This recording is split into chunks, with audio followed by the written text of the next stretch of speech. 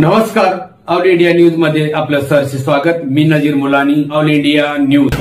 साहेब, कुठल्या मुद्द्यावर आपण उपोषण करत आहात आणि काय गरज पडली आपल्या 73 वर्षाच्या वयामध्ये?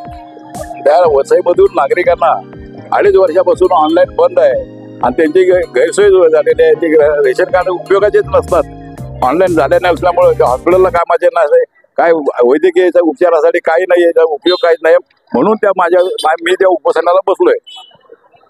आता काय मुद्दा आहे आणि किती दिवसापासून तुम्ही लेटरबाजी केलेली आहे या संदर्भात? लेटरबाजी भरपूर दिवसापासून केलेली आहे, परंतु याची दाद अधिकारी दाद घेत नाहीत। आपली लेटराची दादच घेतलेली नाही, त्यामुळे उपोषणाला बसलेलो आहे मी। सोनार साहेब कोण आहेत? पुरवठा निरीक्षक अधिकारी, त्यांच्याशी आपण संपर्क साधलाय? साधला संपर्क साधला, पण ते काय सांगतात की नियमाप्रमाणे करणार। नियमात बसतं काय? नियमात आहेच काय? 7 दिवसात काढ देत असतात, 4 महिने 6 महिने काढ देत नाही। ते वसई तालुक्यातल्या लोकांना वर्षभर दिलेले आहेत। मनमानी कारभार चाललाय त्यांचा, त्यांच्या विरोधात मी उपोषणाला बसलेलो आहे। ऑनलाईनचा नक्की प्रॉब्लेम काय आहे? त्यांनाच माहिती आहे, सांगतच नाही ना ऑनलाईनचा प्रॉब्लेम। लोकांना सांगतात ऍप मध्ये जा, इकडून घ्या ऍप करू, असं होत नाही ना।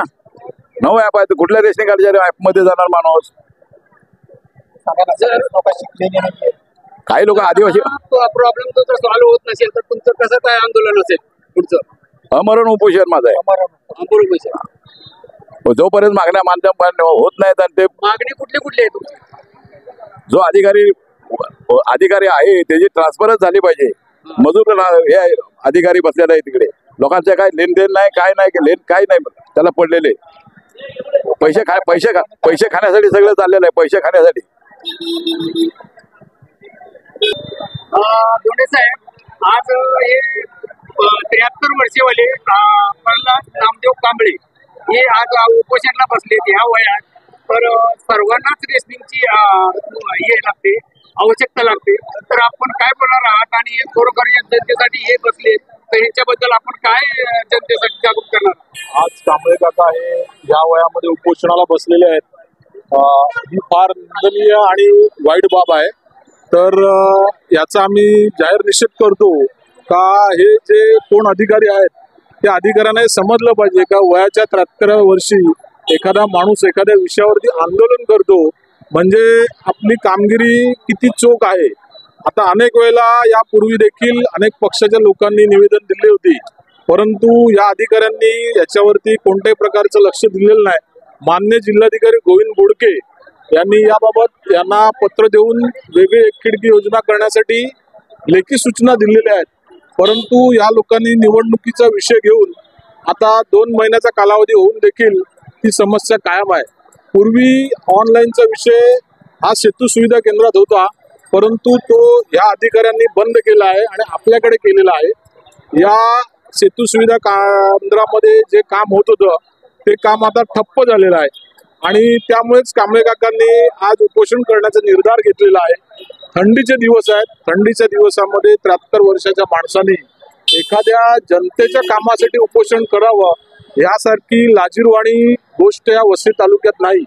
आज वसई तालुक्यातील विधानसभा इलेक्शन होऊन काही कालावधी झालेला आहे, अशा परिस्थितीमध्ये देखील सुद्धा आज असे जनतेचे प्रश्न जर समजा लोकांसमोर असतील तर लोकांनी जावं कुठे? आज रेशनिंगचा प्रश्न वसई विरार आणि नालासोपारामध्ये एवढा मोठ्या प्रमाणात आहे का तेथे धान्य देण्याचं काम जे आहे याचा कोणताही प्रकारचा काही नीती नियम राहिलेला नाही आहे। आणि हे सगळे जे रेशनिंग दुकानदार आहेत हे का माजलेले आहेत तर हे रेशनिंग दुकानदार 50% परप्रांतीय आहेत।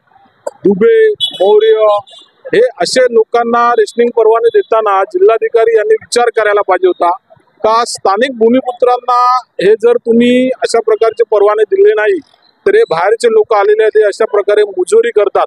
अनेक रेशनिंग दुकानाबाबत तक्रारी असून देखील हे पुरवठ्याचे अधिकारी कोणतीही कारवाई करत नाही। आता या सोनार साहेबांनीच एका रेशनिंग दुकानावर धाड मारली, त्यामुळे जो काय आमचा पक्षांचा आरोप आहे तर रेशनिंग दुकानामध्ये भ्रष्टाचार चालतो ही सत्य घटना आहे। यापूर्वी एक आगाशीतल्या रेशनिंग दुकानदाराबद्दल आम्ही तक्रार केली होती। तिकडे तर असा प्रकार घडला का रेशनिंगचं जे रेशनिंग आहे हे आदिवासी भूमिपुत्रांना न देताना ते कोणत्या तरी एका पदाधिकाऱ्याला दिले जाते आणि त्या पदाधिकाऱ्याने त्याच्या घरात पिठाची चक्की उघडलेली आहे आणि पिठाच्या चक्की मार्फत हे पीठ विकले जाते। असा प्रकार असून सुद्धा आम्ही उपविभागीय अधिकारी शेखर गाडगे यांच्या निदर्शनास आणून कोणतीही कारवाई झाली नाही। म्हणजेच याचा अर्थ असा आहे का रेशनिंग दुकानात जो भ्रष्टाचार चालतो त्या भ्रष्टाचाराला सर्व महसूल अधिकारी हे सामील आहेत। त्यामुळे आता जर समजा आज संध्याकाळपर्यंत या महसूल अधिकाऱ्यांनी कांबळे काकांच्या निवेदनाचा विचार केला नाही तर यापुढे महाराष्ट्र नवनिर्माण सेनेचे सर्व पदाधिकारी कांबळे काकांच्या पाठीशी उभे राहतील आणि 3 ते 4 संघटना आणि 2 ते 3 पक्ष अशा माध्यमातून मोठ्या प्रमाणात आवाज उठवतील आणि या मोठ्या आंदोलनात जे काय घडेल त्याला हे पुरवठा निरीक्षक आणि अधिकारी जबाबदार राहतील।